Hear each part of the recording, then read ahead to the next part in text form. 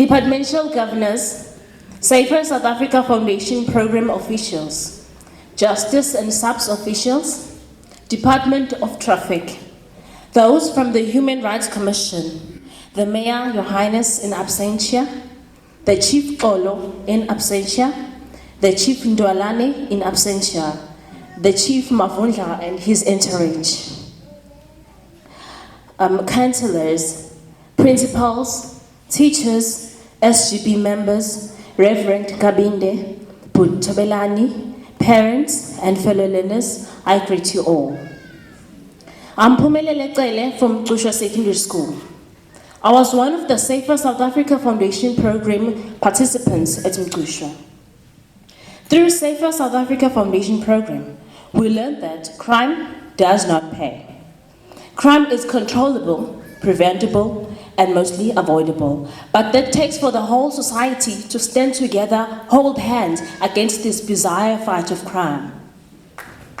On embarking our journey of being informed about crime and its outcomes, we went to Port Shepstone Correctional Services and court.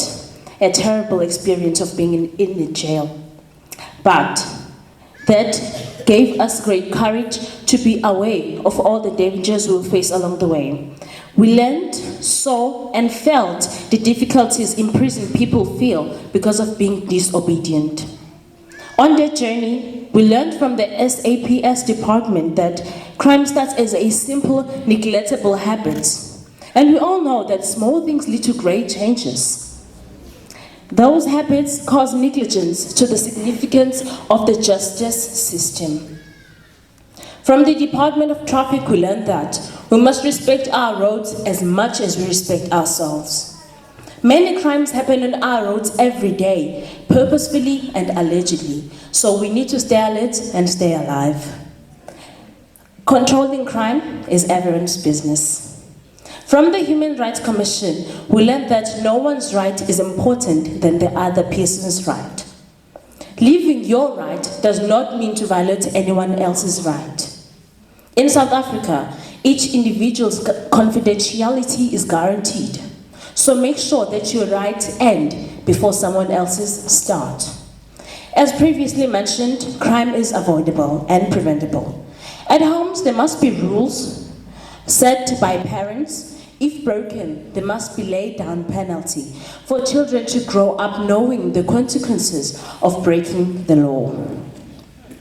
Parents must pay careful attention to the way they correct their children, and remember, punishment does not have to be violent or physical.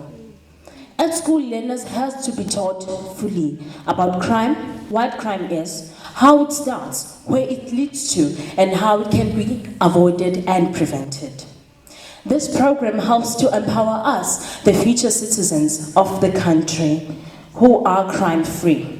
We hope it spreads to the communities and churches to empower parents not to harbor the mistake of their children. We wish that this program continues with educating people about crime and its outcomes. Since we now have been informed, our neighboring communities will also be involved, and already some have been. Since we now carry the information, we will have a safer South Africa.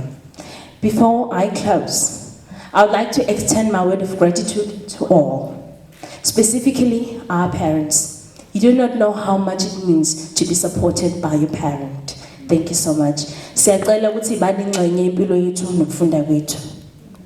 In conclusion, fighting crime is not about putting criminals behind bars, but to make them not do it at all. I'm skeptical to say that death sentence is off discussion in a democratic country which has a constitution which is rich as ours in South Africa. I mean, to be crime-free in South Africa, our country.